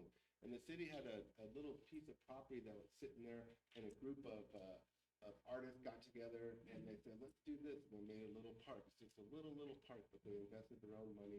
This is down in San Luis Obispo. So we have an opportunity to do the same thing in our city. We have a beach wall that's gray, and this is an example of a business getting into the business of art. It's like, oh, let's make our business have some art in it. I mean, everywhere you go, there's community art, and whether it's statues. I know that some cities require businesses when they come in to put a art piece out in front of their building, and so there's a lot of things that we could consider as a council to, and this is another business, like, hey, I want to put art on my window, so it's really cool. And again, it went in recreation, it went over to the community development, and they have a pretty good program now, and it has many facets to it. This is the San Luis Obispo Museum, and again, they're into it as well. It's just this little building somewhere on the corner, and like, this is the private owner that says, I want to make it look nice. And so once we start going down this path, there's great information out there from other cities who have done this already. And then I just want to close on this, the San Luis Obispo Museum of Art. This is the current display in there. And this building is a little bit bigger than our museum. And so I just wanted to mention that great things could happen. Let's get working on it. And let's figure out a way to bring public art to our city. And let's get it multifaceted like they're doing up there. It was really cool to view all this. And San Luis Obispo has done a really good job in activating their community art program. I hope that we could do the same. So, thank you. All right, thank you, Councilmember Gama. Councilmember Hernandez? Yes, thank you. Just real quickly, I want to report back on the Pedro Valdez event that was held on April 19th. I thought it went really well. I want to thank Mayor Martinez for using his teaching skills to bring out the youth who were there and getting them to speak. It's very apparent that the emotions are still very raw. It's very fresh for the riders, the bicycles group, Fixies, who lost Pedro 2 years ago. But Mayor Martinez did such a good job of getting them to come up to the mic and share their feelings about this loss of Pedro, and then it turned into a situation where some of the members of the group were talking to their own members and telling them that they need to stay safe, they need to stay away from drugs and gangs, and to continue to ride their bikes and be healthy. And there was a safety message delivered. So I was really happy with the event. I don't know what happened later on that evening because they had other things going on, but for the purposes of this wasn't a city-sponsored event. It was a family organized event, which we assisted with. But I was really Oh, and happy with the I would like to outcome. thank Councilmember Hernandez because she basically created the program of the event. So she did a really Yeah, good job thank this year you. and last year. Yeah, thank you. I just wanted to help the families who are still very much in mourning.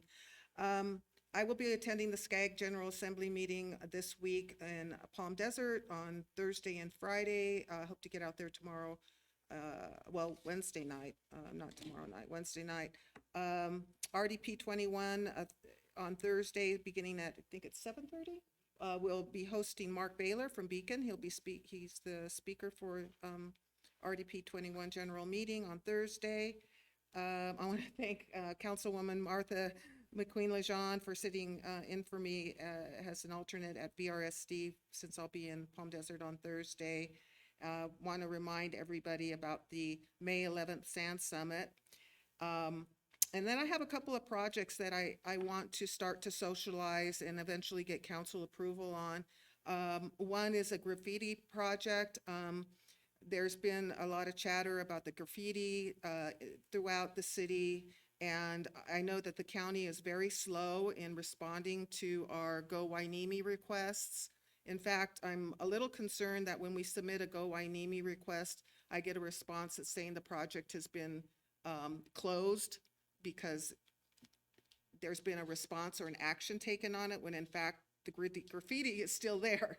So I'm going to try to follow up with the county to see if they can give us some access to the flood control channel and organize a group of residents to help paint the graffiti that's in the flood control channel and along the railroad tracks. So I'll be talking more to you, Mr. City Manager, about that and the possibility of getting the county to provide us with the supplies and getting a group of workers from the community to help paint over the graffiti.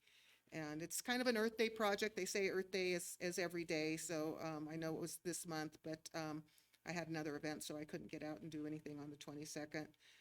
So that's one project. The other one, I'm so glad that you presented the artwork from San Luis Obispo. It is amazing, and they over time have developed an incredible public art program. In the effort to get the mural project off the ground, we've learned a lot, and we've talked to different organizations and different artists, and one conclusion that we've come to is that we need an arts council for our city. So I'm going to be recommending that we put that item up for discussion at an upcoming meeting. But the idea of this art council is to, I see the mural as the first start in creating a public art program for our city. And we had a meeting with the library about it, and I'll talk about that in just a second. But from that, we're getting information about the electrical boxes, how to paint the electrical boxes, asphalt art. There's just so many different things that can be done. And I know the port is still working on the Bard statue concept as well. So I think an art council can help us better organize ourselves and plan out an approach and a strategy for public art in our community. And it could consist of a member from REACH, a city council member similar to the landscape committee, a member from the community, some local artists. It's all open for discussion, but I do want to just start to socialize the idea and ask for an item for discussion as we move through this process. Now, with regards to the mural project, we had a meeting with the library to discuss a few things, one of which was the mural project, and they're ecstatic about providing their wall space at the library for our first mural. May I ask a real quick question? When you say we, who is we? Because I keep mentioning we, so. Well, I know beginning with Rich Rollins, when he was on the council, you yourself have talked to people. So Councilman Gama has gone out and pulled in information. So from various sources, we've accumulated all this No, yeah, information. that is true. Yeah.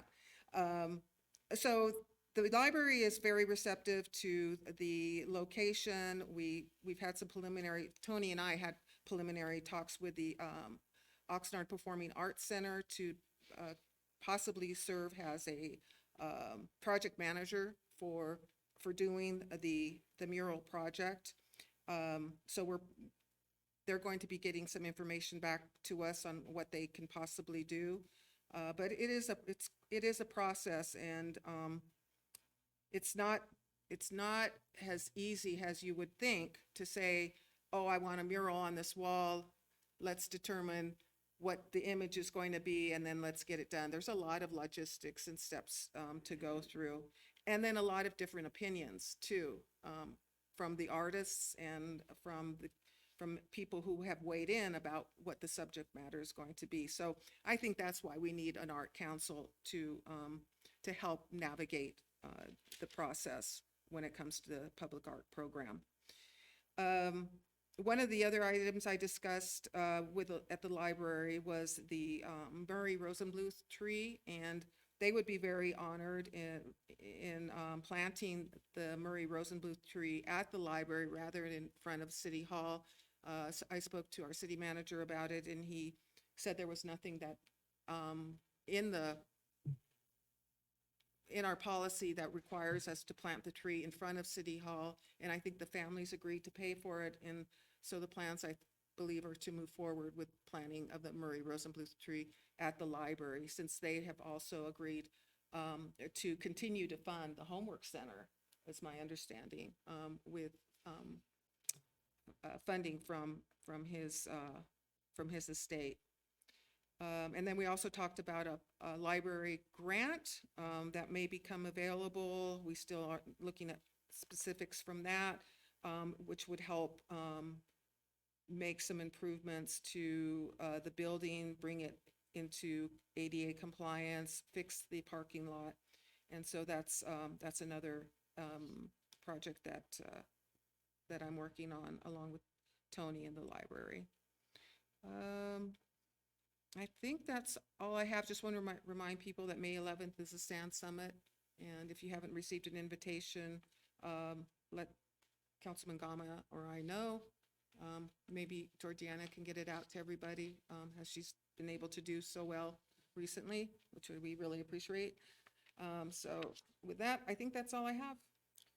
Thank you. Thank you. Mayor Pro Tem Perez. Thank you, Mayor Martinez. SCAG meeting, do not have a SCAG meeting this week as it's the regional council.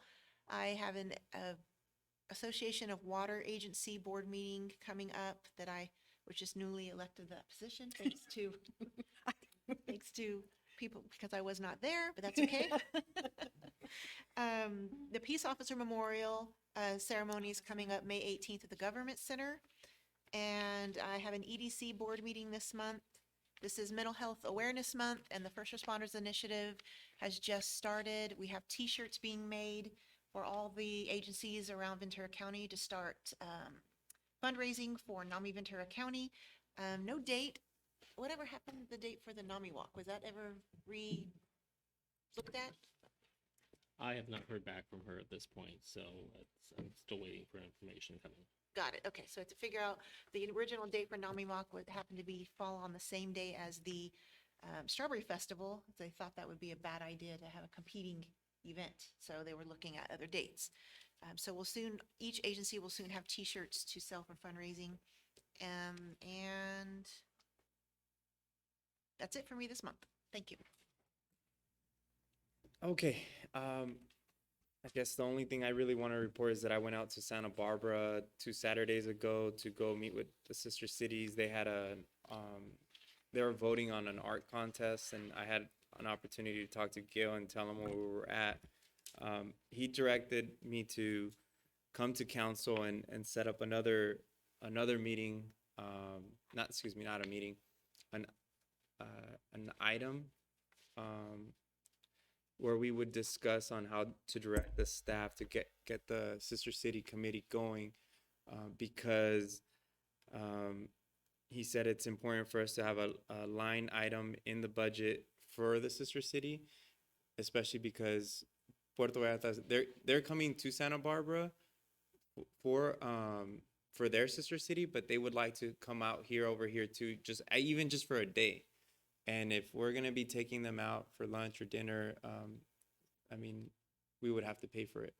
So I'll be requesting an item in a bit. But other than that, ton of meetings, a bunch of it. The event I thought went well yesterday. The weekend before that, I did soccer at Miranda Park. And more likely than not, I might have another volleyball event this weekend. But it's still up in the air. But that's pretty much it for me. I just wanted to also thank you for the event on Sunday. I hope we can see that happening throughout, on a regular basis. Thank you very much.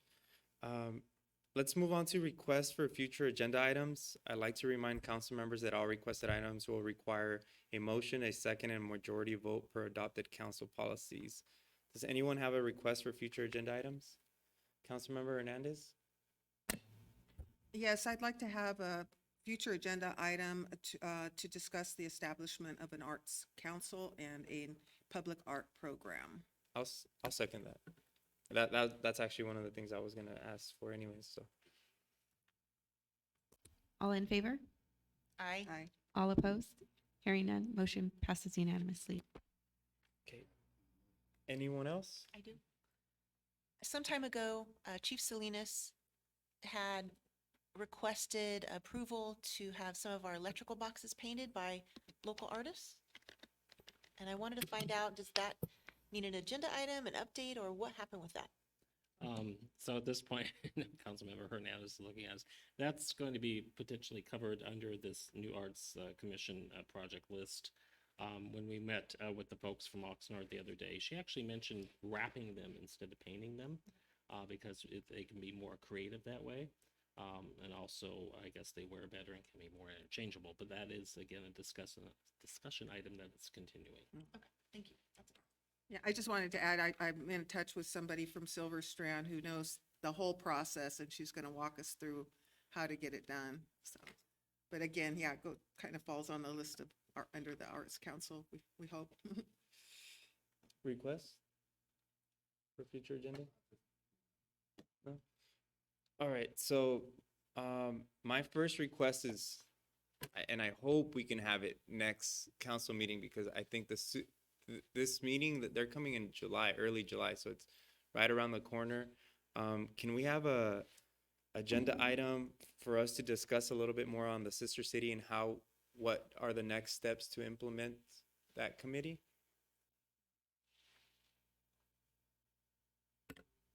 I'll second. All in favor? Aye. Do we have some discussion? No. Oh, All right, and then my second Oh, sorry, request. just all opposed? Right, well, Oh. again, we have, I don't know how many outstanding agenda items that we voted on and approved and have not made it to the agenda. So it just frightens me a little bit that, an item tonight could jump ahead of all those other ones that we all thought were important that are still stacked out. And we don't have a list, and I know there is a number of them that haven't come on an agenda yet that we've approved. So that's my concern. We keep approving items to be on an agenda, but some of them don't come up on the agenda. And we don't have any information as to how many of those items are outstanding. Although I agree with you 100%, sometimes we have to make an exception for time-sensitive issues, maybe. But Yeah, we also have a policy that we don't dictate staff or city manager on the timing of the agenda items, and we have to be mindful that staff is very busy right now, and we've got 3 department heads that, you know, we're trying to fill positions, so I think we need to be considerate of staff time right now. However, if I may, we will be bringing back that list for council consideration either at the next meeting or the following meeting, just so you do have an idea of where we are at this point with it.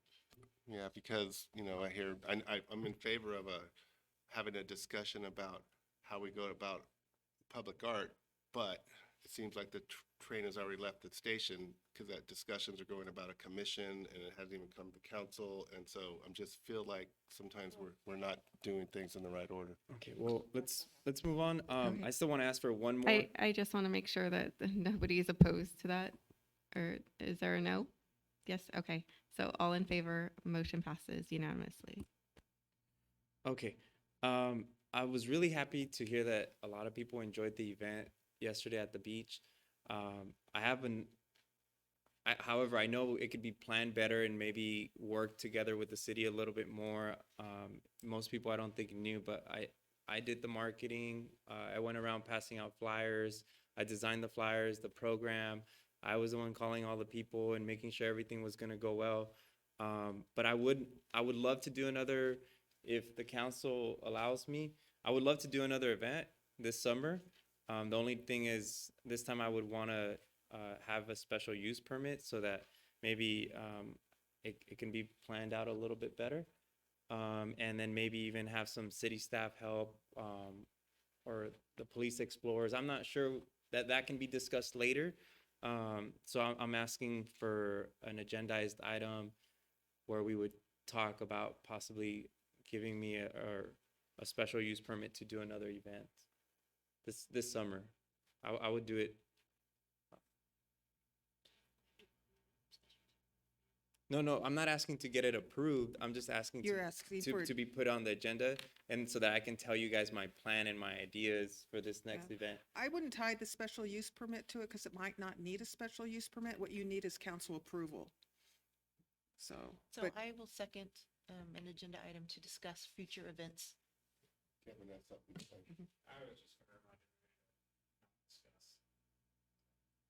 Okay. Who were you reminding? Me. Yeah. So I'll second. Okay, so the motion was to discuss future events made by Mayor Martinez, seconded by Mayor Pro Tem Perez. All in favor? Aye. Say aye. Aye. Yes, I appreciate the voice votes. All opposed? Hearing none, motion passes unanimously. Okay, and then I have one more request. I met up with the EDC this past week, and they said that they'd be more than happy to come and do presentations for the whole city, like literally like a series of presentations in terms of showing our community how to start a business, how to market themselves, how to get certain permits. The list goes on and on. I would like them to come out and do a presentation and you know, just to let the council know what they can do. They'll do this for free, just for the record. So, Second. All in favor? aye. All opposed? Hearing none, motion passes unanimously. Are there any more requests for future agenda items? All right, I'd like to adjourn the meeting. The time is now 8:29 p.m. The next regular meeting is scheduled for Monday, May 15th, 2023 at 6:30 PM. Everybody have a good night. Please drive safe. I'm not.